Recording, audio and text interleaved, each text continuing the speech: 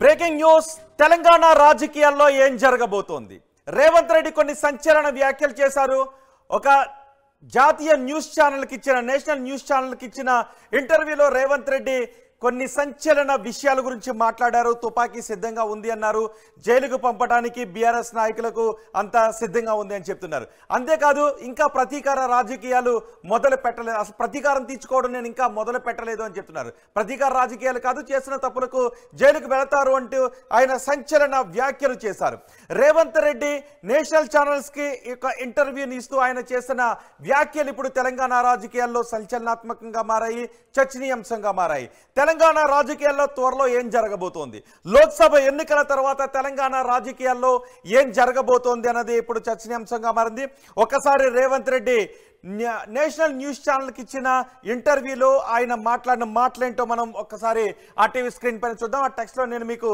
వివరించబోతున్నాను కేసీఆర్ నన్ను జైలుకు పంపించాడు అనే భావనలో రేవంత్ రెడ్డి ఉన్నారు అంతేకాదు ఆయన బిడ్డ ఎంగేజ్మెంట్కి కూడా సరిగా చూడనివ్వలేదు సరిగా హాజరు కానివ్వలేదు అంటూ ఆ భావంలో రేవంత్ రెడ్డి ఉన్నారు కేసీఆర్ పై ప్రతీకారం ఇంకా మొదలు పెట్టలేదు ప్రతీకారాన్ని మొదలు పెట్టారా అంటూ హోస్ట్ అడిగిన ప్రశ్నకు ప్రతీకారాన్ని ఇంకా మొదలు పెట్టలేదు అన్నారు అంతేకాదు ఆయన బీఆర్ఎస్ నాయకులు సింహం బయటకు వచ్చింది అంటూ వ్యాఖ్యలు చేస్తున్నారు సింహం బయటకు వచ్చింది అనే వ్యాఖ్యలు ఇప్పుడు బీఆర్ఎస్ నాయకులు చేస్తూ ఉన్నారు కదనే క్వశ్చన్ అడిగినప్పుడు నేను పిల్లుల్ని కుక్కల్ని కొట్టను డైరెక్ట్గా సింహాన్నే కొడతాను అంటూ రేవంత్ రెడ్డి సంచలన వ్యాఖ్యలు చేశారు అందుకు తుపాకీ కూడా సిద్ధంగా ఉంది సింహం అని చెప్తున్నారు కదా బయటకు రానివ్వండి తుపాకీ సిద్ధంగా ఉంది అని రేవంత్ రెడ్డి అన్నారు ఒక్కటే బుల్లెట్ తుపాకీ సిద్ధంగా ఉంది ఒక్కటే బుల్లెట్ ఖేల్ ఖతం అంటూ రేవంత్ రెడ్డి మాట్లాడారు అంతేకాదు కేసీఆర్ కు చర్లపల్లి జైల్లో డబుల్ బెడ్రూమ్ రెడీగా ఉంది అంటూ రేవంత్ రెడ్డి మాట్లాడారు సరిగా ఇక్కడే కొన్ని అనుమానాలు కలుగుతున్నాయి రేవంత్ రెడ్డి ఏం చేయబోతున్నారు రేవంత్ రెడ్డిని జైలుకు పంపించారు బీఆర్ఎస్ ప్రభుత్వం జైలుకు పంపించింది కాబట్టి రేవంత్ రెడ్డి కూడా బీఆర్ఎస్ నేతలను జైలుకు పంపించాలని అనుకుంటూ ఉన్నారా అందుకే డబుల్ బెడ్రూమ్ సిద్ధంగా ఉంది చల్లపల్లి జైలు అంటూ ఉన్నారు అయ్యా కొడుకు బిడ్డను ఒకే జైల్లో ఉంచుతా ఒక్కొక్కరు ఒక్కొక్క చోట ఎందుకు అందరినీ ఒకే చోట ఉంచుతా అంటూ రేవంత్ రెడ్డి కొన్ని వ్యాఖ్యలు చేశారు అంతేకాదు కవిత ప్రస్తుతం అరెస్ట్ అయ్యి తిహార్ జైల్లో ఉన్నారు ఆ విషయం గురించి కూడా ఆయన మాట్లాడారు కవిత తెలంగాణలో జరిగినటువంటి అవినీతికి ఆమె అరెస్ట్ కాలేదు ఢిల్లీలో జరిగినటువంటి అవినీతి కేసులో అరెస్ట్ అయ్యారు అని అంటే తెలంగాణలో జరిగినటువంటి అవినీతి జరిగింది అని చెప్తున్నారు కాంగ్రెస్ నాయకులు రేవంత్ రెడ్డి అదే చెప్తున్నారు సో ఆ కేసులో కేసీఆర్ కుటుంబం మొత్తాన్ని జైల్లో పెడతాను అనే విధంగా రేవంత్ రెడ్డి మాట్లాడారు కేసీఆర్ ఉన్నంత కాలం రేవంత్ రెడ్డి ఉంటాడు కేసీఆర్ నన్ను జైల్లో పంపించాడు కేసీఆర్ నన్ను జైలుకి పంపించాడు అనే భావంలో రేవంత్ రెడ్డి ఉన్నారు కుమార్తె ఎంగేజ్మెంట్ను కూడా చూడనివ్వలేదు అనే భావంలో రేవంత్ రెడ్డి ఉన్నారు ప్రతీకార రాజకీయాలు మొదలు పెట్టలేదన్నారు నేను ప్రతీకారం తీర్చుకోవడం ఇంకా మొదలు పెట్టలేదు అని రేవంత్ రెడ్డి అంటూ ఉన్నారు ఎన్నికలు అయిన తర్వాత తెలంగాణ రాజకీయాల్లో ఏం జరగబోతుంది అంతేకాదు కవిత అరెస్ట్ వచ్చే ఎన్నికల్లో సెంటిమెంట్ని క్రియేట్ చేస్తుందంటే కేసీఆర్ అరెస్ట్ అయి ఉంటే సెంటిమెంట్ క్రియేట్ చేసి ఉండేది కవిత అరెస్ట్ సెంటిమెంట్ని క్రియేట్ చేయదు అని చెప్తున్నారు అంటే కేసీఆర్ను ఒకవేళ ఇప్పుడు అరెస్ట్ లాంటి పరిణామాలు జరిగితే అది సెంటిమెంట్గా మారుతుంది కాబట్టి ఎన్నికలు అయ్యేంత వరకు ఎదురు చూస్తున్నారు అనే రేవంత్ రెడ్డి మాట్లాడారు అదే విషయం ఇప్పుడు చర్చనీయాంశంగా మారింది ఒక్కసారి రేవంత్ రెడ్డి గతంలో మనం చాలా సందర్భాల్లో చూసాం ఆయన చాలా భావోద్వేగంతో ఊగిపోయారు పలు సందర్భాల్లో రేవంత్ రెడ్డి అరెస్ట్ సందర్భాల్లో ఏం జరిగిందో ఒకసారి మనం చూద్దాం రేవంత్ రెడ్డి కుమార్తె నిశ్చితార్థానికి ముందు ఓటుకు నోటు కేసులో అరెస్ట్ అయ్యారు ఆ తర్వాత 2-3 సార్లు కూడా రేవంత్ రెడ్డిని పోలీసులు ఇంటికొచ్చి మరి అరెస్ట్ చేశారు రేవంత్ రెడ్డిని అత్యంత బాధ పెట్టింది ఆయన కుమార్తె నిశ్చితార్థానికి ముందు జరిగినటువంటి అరెస్ట్ ఆ అరెస్ట్లో రేవంత్ రెడ్డి కొన్నాళ్ళు జైల్లోనే ఉన్నారు కుమార్తె నిశ్చితార్థానికి కూడా ఆయన జైలు నుంచి హాజరయ్యారు ఒకసారి రేవంత్ రెడ్డి కుమార్తె నిశ్చితార్థానికి ముందు జరిగిన అరెస్ట్ ఓటుకు నోటు కేసులో జరిగిన అరెస్ట్ సందర్భంలో ఏం జరిగిందో ఆర్టీవీ స్క్రీన్ పైన మనం చూద్దాం ఎస్ ఇప్పుడు మీరు ఆర్టీవీ స్క్రీన్ పైన చూస్తున్నారు ఇప్పుడు జరుగుతున్న ఈ అరెస్ట్ 2015 సమయంలో ఎమ్మెల్సీ ఎన్నికల్లో ఎమ్మెల్యేలను ప్రలోభ పెట్టడానికి రేవంత్ రెడ్డి ప్రయత్నించారు 5 కోట్ల రూపాయలు ముడుపులు ఇవ్వడానికి ప్రయత్నించారు అంటూ ఏసీబీ ఆ రోజు రేవంత్ రెడ్డిని అరెస్ట్ చేసింది రేవంత్ రెడ్డిని అరెస్ట్ చేసి అక్కడ నుంచి జైలుకు తీసుకువెళ్లారు రేవంత్ రెడ్డిని అరెస్ట్ చేసి జైలు తీసుకువెళ్లారు ఆ తర్వాత రేవంత్ రెడ్డి కుమార్తె పెళ్లి కూడా ఆయన కుమార్తె నిశ్చితార్థానికి కూడా ఆయన జైలు నుంచే వచ్చారు. ఆ దృశ్యాలు మనం ఆర్టీవీ స్క్రీన్ పైన చూస్తున్నాం. రేవంత్ రెడ్డిని 2015లో ఓటుకు నోటు కేసులో అరెస్ట్ చేస్తున్న దృశ్యాలు, రేవంత్ రెడ్డిని అత్యంత కలిచివేసిన దృశ్యాలు. ఆ జైలుకి వెళుతూ ఉన్నప్పుడు, అరెస్ట్ చేస్తూ ఉన్నప్పుడు ఆయన మీసం మెలేశారు. మీసం మెలేస్తూ నా మీద కక్ష సాధింపు చర్యలు చేపడుతున్నారు, నేను ప్రతీకారం తీర్చుకుంటా, ఇంతకింత మీరు కూడా పొందుతారు అంటూ, అనుభవిస్తారు అంటూ ఆయన ప్రతిజ్ఞ చేశారు. మీసాన్ని మెలేశారు. రేవంత్ రెడ్డిని ఓటుకు నోటు కేసులో అరెస్ట్ చేస్తున్న దృశ్యాలు ఇప్పుడు మీరు ఆర్టీవీ స్క్రీన్ పైన చూస్తున్నారు. 2015లో ఆయన టీడీపీలో ఉన్నప్పుడు ఓటుకు నోటు కేసు చోటు చేసుకుంది. ఓటుకు నోటు కేసులో 5 కోట్ల రూపాయలు ఇవ్వటానికి ట్రై చేశారు మా ఎమ్మెల్యేలకంటూ బీఆర్ఎస్ ఫిర్యాదు చేయడంతో ఏసీబీ అదుపులోకి తీసుకుంది. ఆ దృశ్యాలు మీరు చూస్తున్నారు. ఆ తర్వాత జైల్లో నుంచి రేవంత్ రెడ్డి జైల్లో ఉన్నారు. ఆ తర్వాత కుమార్తె నిశ్చితార్థం జరుగుతుంది. ఇప్పుడు మీరు ఆర్టీవీ స్క్రీన్ పైన చూస్తున్నారు కుమార్తె నిశ్చితార్థానికి సంబంధించిన దృశ్యాలు. కుమార్తె నిశ్చితార్థానికి 12 గంటల పాటు పెరోల్ పైన ఆయన బయటకు వచ్చారు. 12 గంటల పాటు కోర్టు అనుమతితో నిశ్చితార్థం వరకు బయటకు వెళ్ళడానికి అనుమతి లభించడంతో ఆయన బయటకు వచ్చారు. ఎవరి మొహాల్లోనూ సంతోషం కనిపించట్లేదు. నిజానికి అది సంతోషకరమైనటువంటి సందర్భం. కానీ రేవంత్ రెడ్డి ఆ బాధనంతటిని దిగమింగుకున్నారు. ఆయన ముఖంలో ఆ బాధనంతటిని దిగమింగుకొని గుండెల్లో నుంచి దుఃఖం పొంగుకొస్తున్న ఆ బాధని, కుమార్తె నిశ్చితార్థానికి ఆయన నవ్వుతూ చాలా ఆనందంగా ఉండాల్సినటువంటి సందర్భంలో జైలు నుంచి నేను కుమార్తె నిశ్చితార్థానికి వచ్చాననే బాధ రేవంత్ రెడ్డి ముఖంలో చాలా స్పష్టంగా మనకి కనిపిస్తుంది. ఆయన అక్కడికి వచ్చిన అతిథులను పలకరిస్తూ ఉన్నా ఆయన చాలా దుఃఖంలో ఉన్నారు, చాలా బాధలో ఉన్నారు. నేను దుఃఖంలో 9 ఏళ్ళు గడిపాను అంటూ కూడా ఆయన కొన్ని వ్యాఖ్యలు కూడా చేశారు. కుమార్తె ఎంగేజ్మెంట్ సందర్భంలో ఆ రోజు రాజకీయ ప్రముఖులంతా కూడా అక్కడ హాజరయ్యారు, అందరినీ పలకరిస్తారు. కానీ 12 గంటల పాటు కోర్టు అనుమతితో ఆయన నిశ్చితార్థానికి వచ్చారు. కుమార్తె నిశ్చితార్థానికి జైలు నుంచి రావాల్సినటువంటి పరిస్థితి నెలకొంది అని ఆయన చాలా బాధతో దుఃఖంతో అక్కడ కనిపించారు. దుఃఖాన్ని ఎక్కడ కూడా బయట కనపడలేదు. ఆయన ముఖంలో కొంచెం అది కనిపిస్తూ ఉంటుంది. ఆ తర్వాత మనం చూడొచ్చు రాజకీయ ప్రముఖులందరూ కూడా అక్కడ మనకు కనిపిస్తున్నారు. దానం నాగేందర్, ఎర్రబెల్లి దయాకర్ కూడా అక్కడికి వచ్చారు నిశ్చితార్థానికి. రాజకీయ ప్రముఖులందరూ కూడా అక్కడికి వచ్చారు. చంద్రబాబు కూడా సతీ సమేతంగా వచ్చి అక్కడ అన్ని కార్యక్రమాలను దగ్గరుండి కూడా చూశారు. కానీ రేవంత్ రెడ్డిని మాత్రం ఈ ఇన్సిడెంట్ అప్పటి నుంచి ఆయన చాలా దుఃఖంతో ఉన్నారు, చాలా బాధతో ఉన్నారు. ఇంకా చెప్పాలి అంటే దీనికి ఇంతకింత ప్రతీకారం తీర్చుకోవాలి అని రేవంత్ రెడ్డి మనసులో అనుకున్నారు, గట్టిగా బలంగా ఉంది అని బయట మనకి కొన్ని విశ్లేషణలు కూడా వినిపిస్తుంటుంటాయి. ఆ తర్వాత మరో సందర్భంలో కూడా రేవంత్ రెడ్డి అరెస్ట్ అయ్యారు. ఆ తర్వాత కొన్ని సందర్భాల్లో అరెస్ట్ అయ్యారు. రేవంత్ రెడ్డి ఇంటికి వచ్చి మరి అర్ధరాత్రి పోలీసులు రేవంత్ రెడ్డి ఇంటికి వచ్చి మరి రేవంత్ రెడ్డిని అదుపులోకి తీసుకుని వెళ్తున్నారు. పోలీసులతో వాగ్వాదం చేస్తారు. ఒకసారి రేవంత్ రెడ్డి అక్కడ పోలీసులతో వాగ్వాదం చేస్తున్న దృశ్యాలు, ఆ మాటలు విందాం మనం.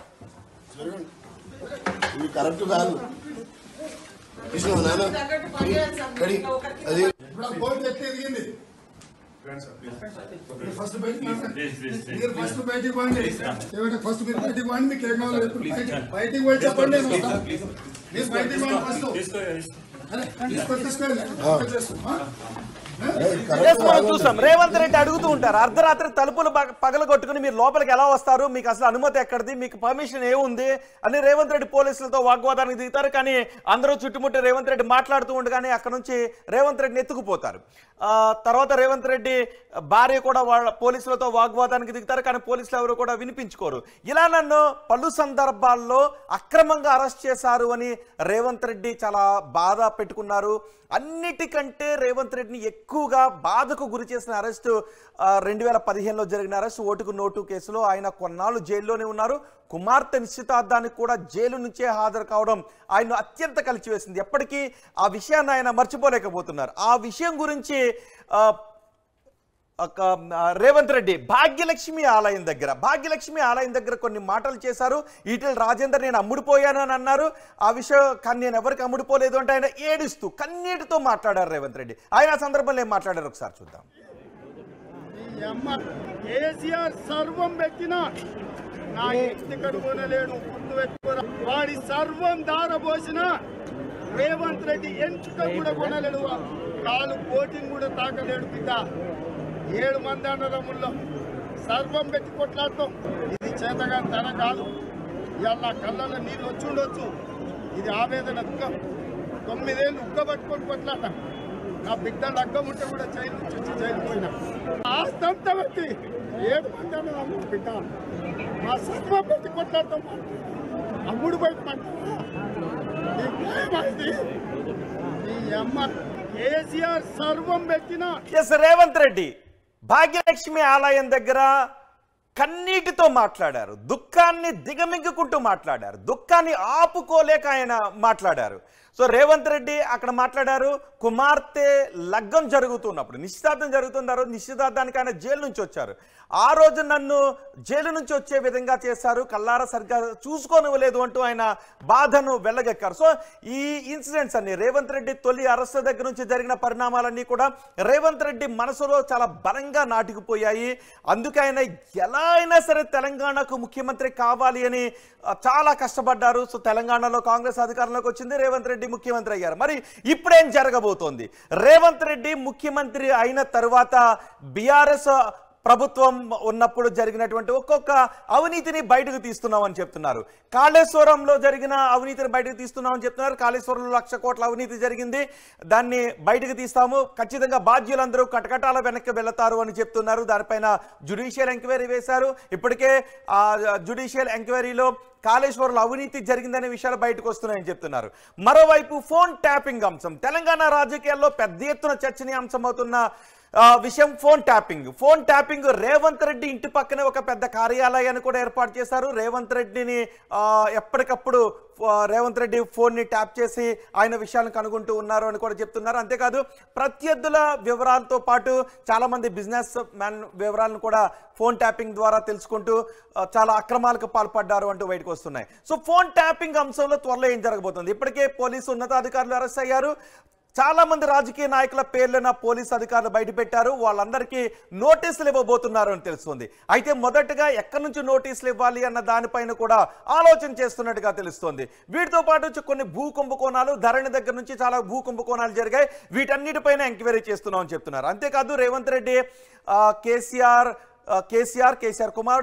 కుమార్తె కోసం చల్లపల్లి జైల్లో డబుల్ బెడ్రూమ్ ఇంటిని సిద్ధం చేశాను అని ఒక నేషనల్ ఛానల్కి ఇచ్చిన ఇంటర్వ్యూలో ఆయన చెప్పడం ఇప్పుడు సంచలనంగా మారింది, చర్చనీయాంశంగా మారింది. లోక్సభ ఎన్నికల తర్వాత తెలంగాణ రాజకీయాల్లో ఏం జరగబోతోంది? బీఆర్ఎస్ నాయకులను జైలుకి పంపడమే లక్ష్యంగా రేవంత్ రెడ్డి ముందుకు వెళ్తున్నారా అనే విషయంపై పెద్ద ఎత్తున చర్చనీయాంశంగా మారింది. ఇదే అంశంపై మాట్లాడటానికి పెంటపాటి పుల్లారావు గారు సీనియర్ విశ్లేషకులు మనకు అందుబాటులో ఉన్నారు. ఒక్కసారి మనం ఆయనతో మాట్లాడదాం. పుల్లారావు గారు నమస్తే అండి. నమస్కారం.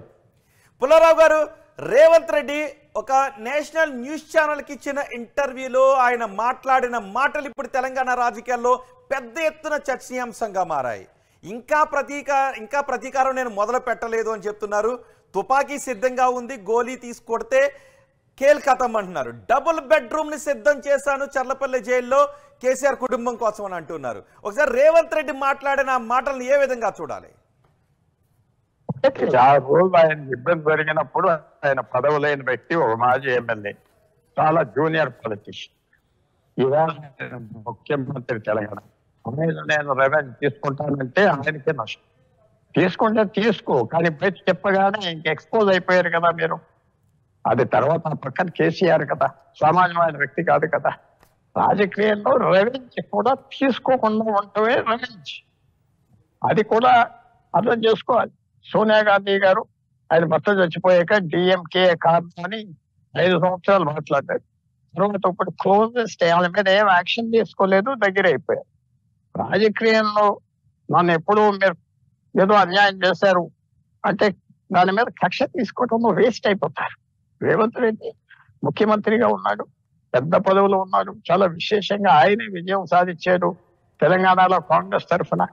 ఇప్పుడు రెవెన్యూకి రాగానే వచ్చే ప్రశ్న ఏంటంటే, తెలంగాణ కాంగ్రెస్ గవర్నమెంట్ వాళ్ళ తరఫున రెవెన్యూ తీసుకుంటున్నారా, రేవంత్ రెడ్డి గారి తరఫున రెవెన్యూ తీసుకుంటున్నారా? ఆ ప్రశ్నలు ముందరకు వస్తున్నాయి.